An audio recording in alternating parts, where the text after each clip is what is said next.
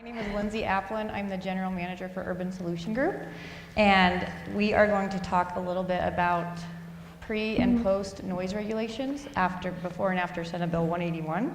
I want to do a quick thank you to Kirby and his team. They put on an awesome conference. It's a great turnout, so thank you guys for all the work. I'm actually excited. My experience in oil and natural gas for the last 15 years has been specifically in roles that deal with noise modeling and mitigation in Colorado, so I'm a little bit of a noise nerd, so I'm excited to talk about it. I'm going to do a high-level kind of overview just to frame up the conversation. So Doug and Heidi, if I miss anything, when I kick it over to you, please add anything.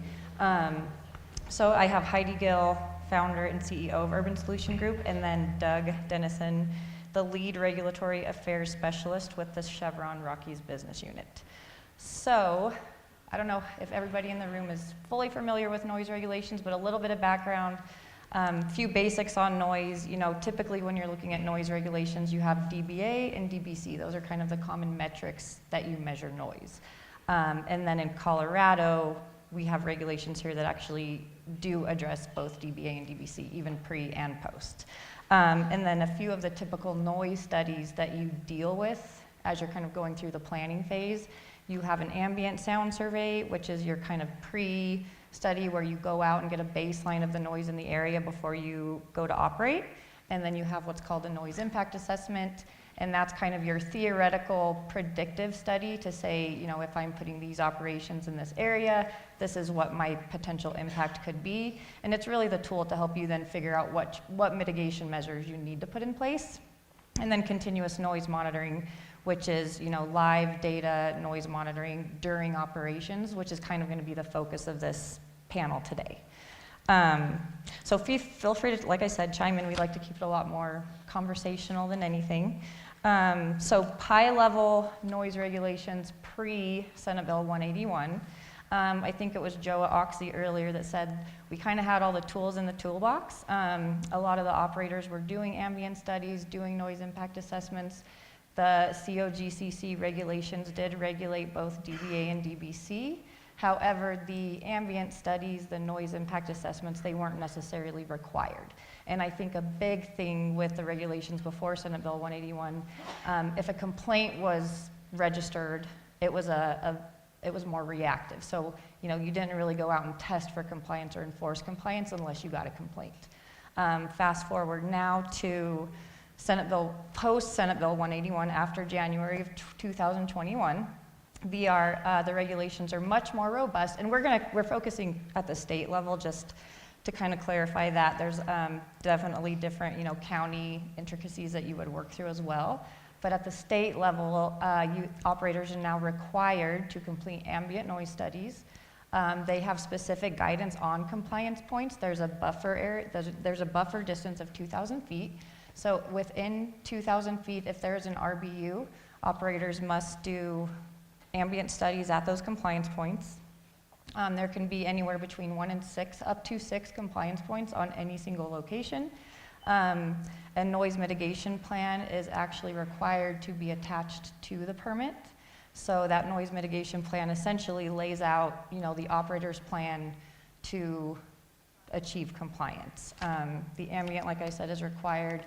The noise impact assessment is ran to determine each phase of operation, drilling, completions, and production, if those will each be compliant. If not, you know, mitigation measures are laid out to kind of demonstrate how you will achieve compliance.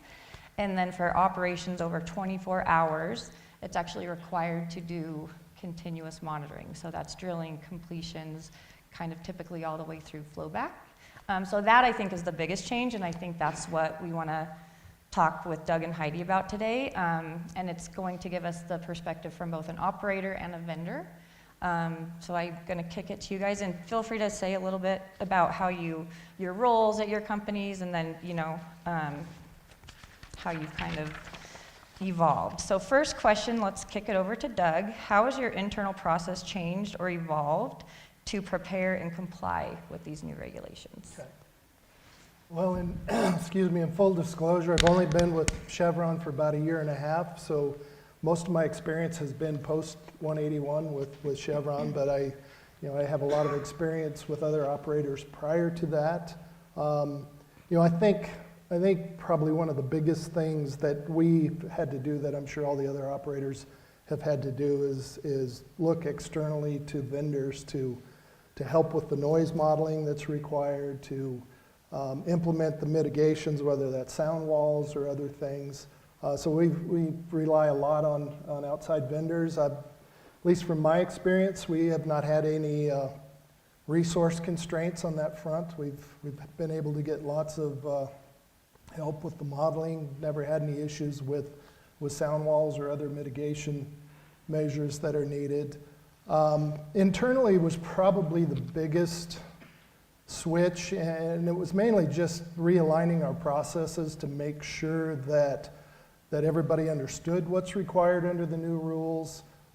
We've implemented processes where we have multiple touch points prior to developing a new location where noise and other what I call nuisance factors are considered, and we just continually drum it into the folks in operations that these are the things that need to be done. On the front end, because we have to put these monitors out at specific points, our land team has to do more work with landowners to get approval for the location. Sometimes they just won't work. They're right in somebody's center pivot or in some other ag operation, so they have to be moved. And then from an actual implementation standpoint, our civil construction group takes the lead for installing sound walls or other mitigation measures. It's just part of what they do. And then our field HES representatives do all the coordination on scheduling either the ambient studies or the continuous monitoring studies, and they coordinate with our vendors to make sure the equipment gets moved around. Probably the other big change I have seen is just an increased and renewed focus on noise issues. We've had a lot of locations where technically under the rules we wouldn't need a sound wall, but our land or our construction folks have come in and said, you know what, we have experience in this area. We've got people that, they have somebody in their family that's very sensitive to noise, or there's some other situation, and we've just chosen to implement sound walls, whether we were required to do that or not. And so it's, I think it's been good from that perspective, that it's just brought noise and some of these other issues to the forefront so that people are thinking about them as we proceed with our operations. Awesome. No, when you think about it, each location could have between 1 to 6 monitors, so Right. a lot of coordination. Heidi, let's hear about, I'm a little bit more familiar with your side of things, but share with the group here from a vendor perspective. Yeah, so Heidi, founder, CEO of Urban Solution Group. We specialize in nuisance impacts from industrial operations, predominant focus in oil and gas and predominant focus on noise. We have a patent on a type of sound wall that's utilized quite a bit here in the DJ. So, from a vendor standpoint, pre-SB 181, I actually had been an operator. I was at Anadarko Petroleum and had, quite a bit of experience on the noise front under the old regulations. And then sitting in on the process for the new regulations, the first thing I want to say is when Commissioner Ackerman said, people say, oh, the commission didn't, put a lot of time into these. Anyone that didn't realize how much time and effort the commission and industry and operators and trade organizations put into drafting those regulations, go to YouTube. You could spend weeks there and you can watch it all. But a lot went into how these regulations are drafted, and we're working across the country now in renewables, renewable natural gas, crypto, data centers, and all those states are actually looking to Colorado in terms of drafting noise regulations. So we do have one of the most robust regulatory frameworks for noise and nuisance mitigation. So watching it from a vendor standpoint, we're acoustic experts, and so we, understood fundamentally what was going on. Thinking about it from an owner and a capital standpoint and a really like procurement and what we needed, it was really clear early on that we were going to need to make some large investments as a company to be able to meet this new demand. So it wasn't like they passed and we were like, oh, okay, we can suddenly do this. We have tripled our engineering team when we saw the amount of work that we were going to be needing to do. So we tripled the number of engineers we had. And then technically we buy our sound monitors from globally one of the largest manufacturers of sound monitors. We are their largest US customer, and 90% of those are deployed just in the DJ, to give you guys an idea of scale that we're talking. And we're one vendor. So, you know, that doesn't just happen overnight. We had to pre-purchase them. They have to be manufactured. They have to be calibrated, and they have to be sent to the US and then be calibrated to the ISO standards. And then there's things wrong with them. So, you know, we were having to make procurement decisions as a company way, way, way in advance. Another way that we really made a pretty large investment that some of our investors thought was pretty controversial, actually. You know, there was a lot of regulatory uncertainty initially with, okay, these regulations are going into play. Can we get permits? I think now we're all starting to see permits come out of the COGCC. We're starting to get clarity, which I think is great. I think that shows investors, and just like, again, Commissioner Ackerman said and our governor said, Colorado is open for oil and natural gas development. While still challenging to get permits, they are coming out of the COGCC. But, you know, getting a group of people to invest in something that is, at the time, very Colorado specific, we ended up looking at the process and really, pre and post, a lot of this stuff used to be discretionary, and it was not a requirement of a critical path item for your permit. Post, these are critical path items for you to get your permit. That is a fundamental shift when you look at process. You know, not that people weren't looking at it, but from an internal process standpoint, when you have your Gantt charts and you look at all of it, there are critical path objectives, and then there are ones that you want to do for social license and to, you know, be a good neighbor. So we're only in the critical path space now. And what operators have to manage now is an astronomical lift. So when we looked at that, we said, okay, we need to create a consolidated tool to expedite how they can order the service, how we can help assist in that, how we can help guide them as we're learning feedback from regulators. I've never seen operators collaborate on this level. When the new regulations went into effect, we had most of the majors in the basin came together, and they're like, all right, if you're learning over here, we're fine with you sharing what we're learning, and it will help us on this process. So that was really cool to see happen. But so we made a large investment in a cloud-based software that helps centralize that and provide an operator a centralized area to store their data, to stream their data, to order these studies, and to manage it. And then the other large portion of that, you know, Joe with Occidental and Commissioner Ackerman did a great job on the cumulative impacts. But watching that, so how are we going to demonstrate at a CAP or an OGDP level cumulative impacts if you have 5 pads near each other from a noise standpoint? So we actually invested a ton of time, money, and resources to work on spatially quantifying the reports that we're talking about, to put it in a visual that can be demonstrated to the COGCC, to Weld County, to communities that actually show how are we reducing impacts from a cumulative standpoint, and how are people not being impacted when these pads are spaced the way that they are. So that was a really large investment for the company. We've had great feedback on it, but those were just some of the things that we had to do before we could even be ready to provide a service to a Chevron or a PDC. You know, you were there. It was quite the lift. Lived it. So now that these processes are in place, now that these services are in place, right, to support the process for the operators. So, you know, from implementing these new processes under these new regs, what has the data shown? Doug, I'll kick it back to you. Well, in our case, I think to date, we've completed roughly 15 to 20 continuous monitoring surveys. The good news is, with our new operations, we've had 0 complaints, 0 NOAVs. You know, a lot of that is to the mitigation efforts that we're, did my mic just fail? Mitigation efforts we're implementing, but I also give credit to our field land teams. They, you know, they're communicating with people a lot. We've gotten to the point, I'm sure many other operators are the same way, where a lot of times if a landowner has an issue, they'll call us, we'll get it resolved before it ever escalates to a complaint status. I keep losing my mic. That's perfect. I think what it's demonstrating is that the rules are having the effect that they wanted. It's really reduced the impact to the neighbors and the complaints. To kind of follow up on some of Heidi's message, I think the technology that's come to bear is pretty impressive.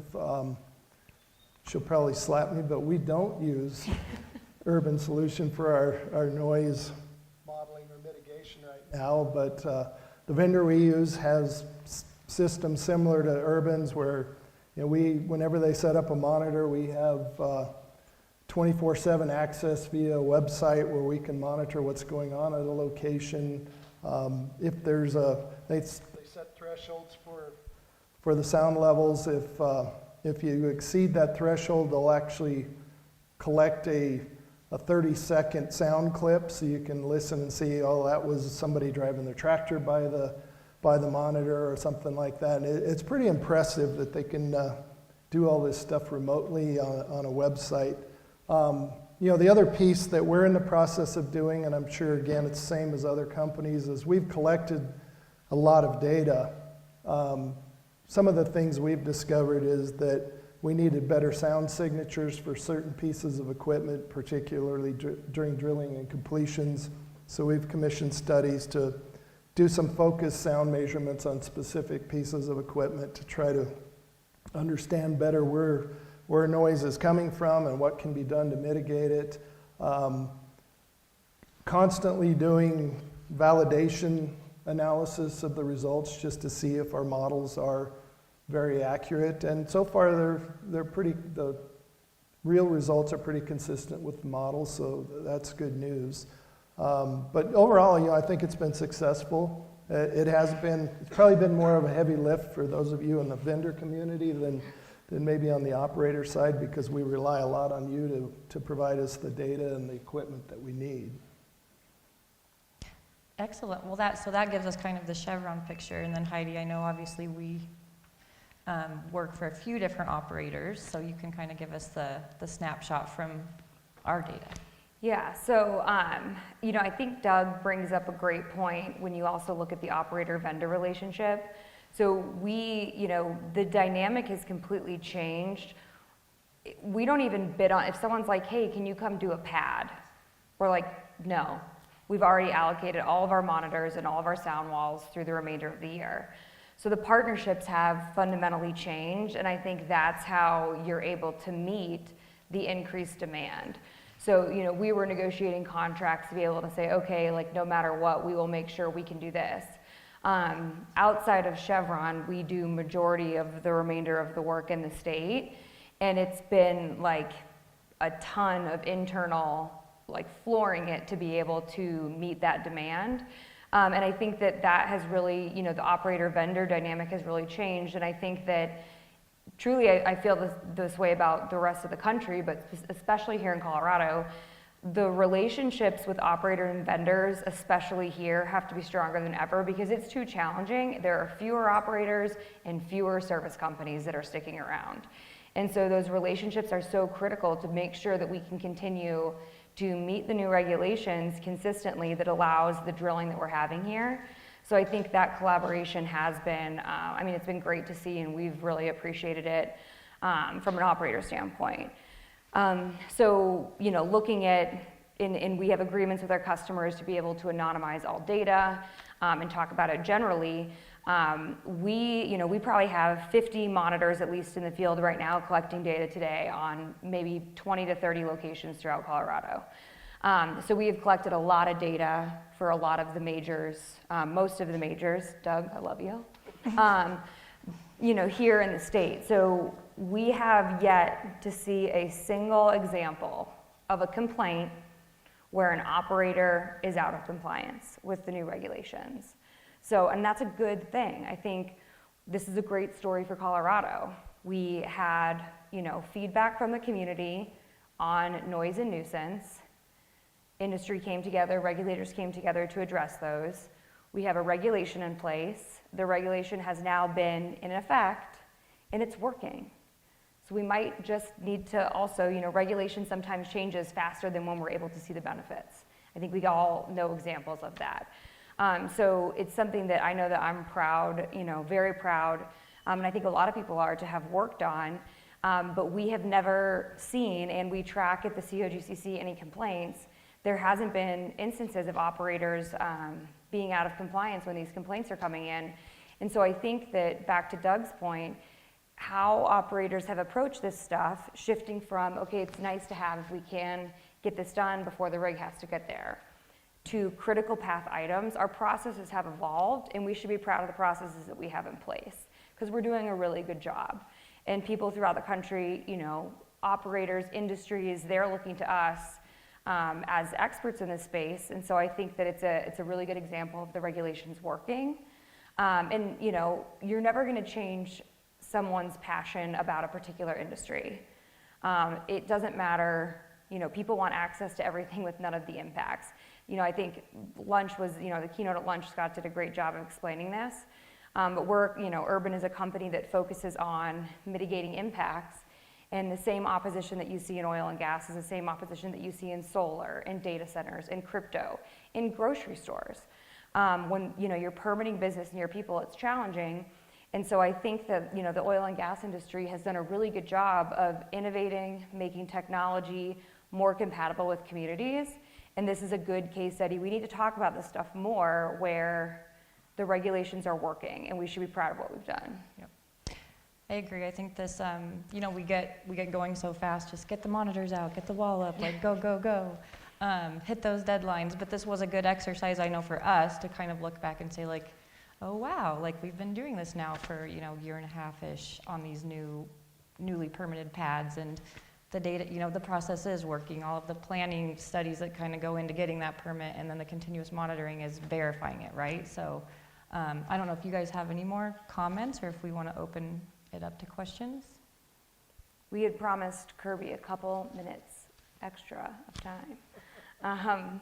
No, I think all those points are great. I know a lot of people in this room know a lot about noise and have contributed in these capacities. But I think that, we're obviously going to continue to learn and evolve as an industry. And as we get new technologies, it's completely evergreen. And so I think that looking at it from the acoustic standpoint, our engineers are considered some of the best engineers in the entire North America. With, we're talking to the largest crypto company, and we're meeting with them, and they're in Dubai, and they're we cannot figure out noise at this. And we're oh, we've already done this. Here's what it is. But those lessons were learned in the oil and natural gas industry. So I do think as we move forward, it's going to be interesting to see other industries start to have noise regulations. We're working on a racetrack right now that they have to do continuous monitoring in perpetuity.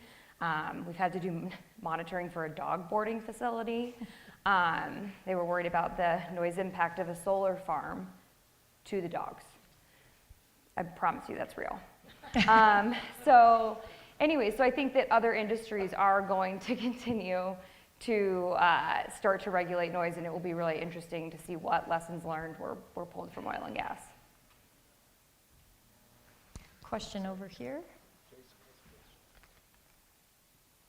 And we share the data with Weld County in every county before Jason can get his mic on. That was one thing we did not talk about, was the collaboration that local governments are also accessing this data.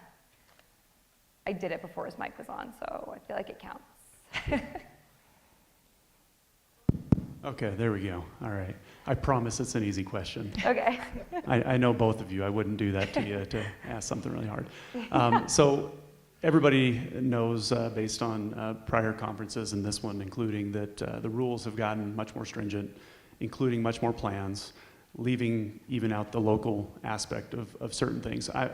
For the group as a whole, just so everybody is aware of how much more time these things take, maybe Heidi, from a vendor standpoint, can you just in a broad range talk about the time it takes to logistically get everything together, the equipment, the schedule, coordination with the operator, going out there, setting up the monitors, compiling the data, putting out the report to the operator, what time frame that takes, and then Doug, from your standpoint, from an operator, You then have to evaluate that data. While you might have a plan, a thought going into that development, that model, that study could give you more information that might change that plan, or there could be other factors that change along the way. So both from the vendor and the operator standpoint, just for the group's knowledge, what is kind of the time frame, the additional time frame post 181 compared to pre 181?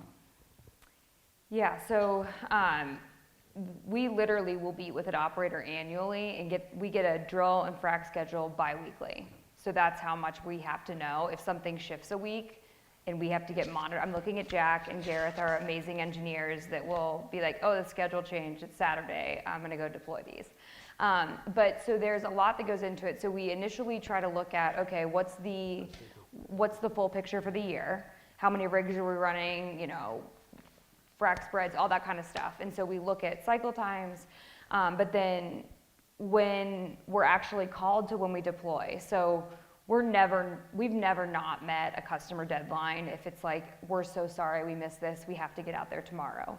So I'm gonna give you guys the ideal timing versus sometimes what happens in reality. But usually we like to be able to look a couple weeks out. And so we have an idea. We work really closely with the regulatory teams now, especially looking at when are they planning on submitting. So a lot of our timing is actually dictated by the planning and permitting teams for when they want to submit. So an equipment signature will go out, and that's where you basically collect all of the cumulative pieces of equipment, and you use that as your input for noise impact assessments. So we will, every single year, we go out and collect those, and they take a couple of weeks to process, and then we have the data that then we're able to input into the models.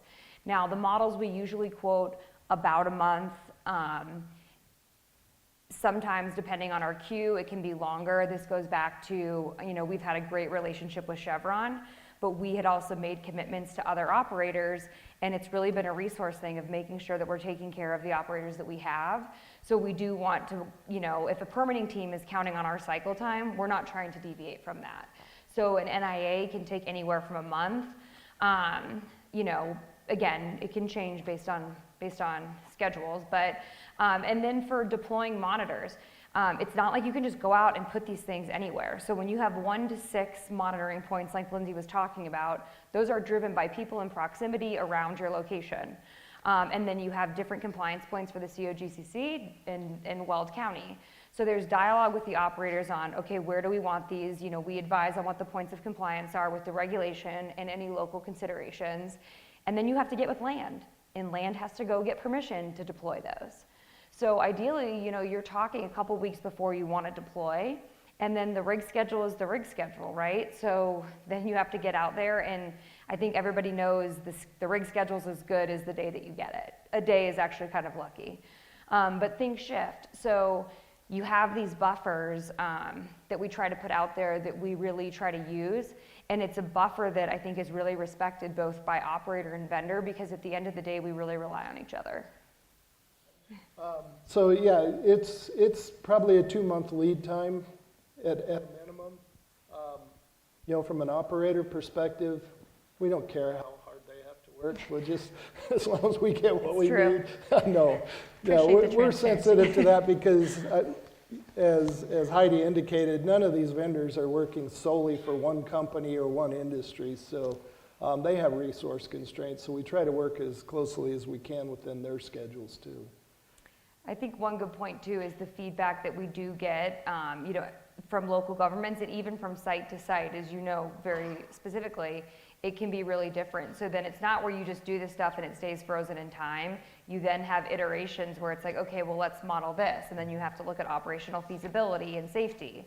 The best acoustic model and mitigation could be completely not operationally feasible or safe.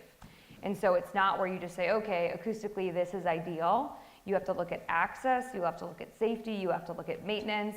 And it's really important that everyone understands, we have this conversation a lot, if a regulator is like, no, you have to do this, we'll come in with, an operator partner and really try to explain why it isn't feasible. So those are important conversations because at the end of the day, we have to be safe as an industry, and noise mitigation shouldn't be jeopardizing that.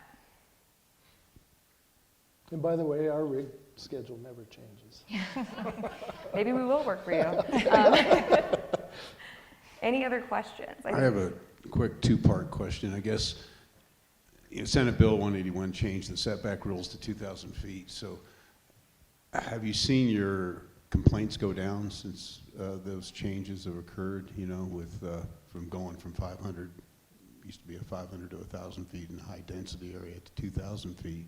That's the first part of my question. The second part is, with all these wind farms going in there, what are their rules compared to oil and gas rules as far as decibel readings and setbacks? I'll try to attack your first question, Steve. I don't have statistics, but I think anecdotally, I think complaints have gone down with the increased setbacks. But I don't know how much is the increased setbacks versus the additional mitigation measures that we're all taking these days. I'm going to address the oil and gas one first. I see Kirby was somewhere. I know we have to land the plane quickly because everyone needs to get to the shuttles. So I don't look at it as a 2,000-foot setback, meaning we are not drilling within 2,000 feet. There is a protocol for us to be able to drill within 2,000 feet. I think we know that continuing to have drilling within 2,000 feet is vital for our industry in the state. With that, there are different requirements now and protections, with mitigation that does lessen impacts for those that are within 2,000 feet. You can have a location where you have somebody at 1,000 feet that's more protected than somebody that's at 3,000 feet. It depends on how you planned and what technology you acquired. So I do think that there has been a reduction in complaints, and I don't necessarily equate that to proximity. Because operators, we do majority of stuff within 2,000 feet. That's our company operates, and we do almost 80% of the market share for majority of the services here. We're operating within 2,000 feet. What's different is how we're operating within those boundaries, and I think it's the innovations in technologies and regulations that have been more protective that are reducing complaints.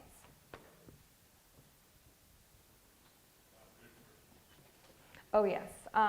Yeah, people are very angry about those. I don't know specifically, and I won't quote, I can grab you at the steak fry and we can chat more about it.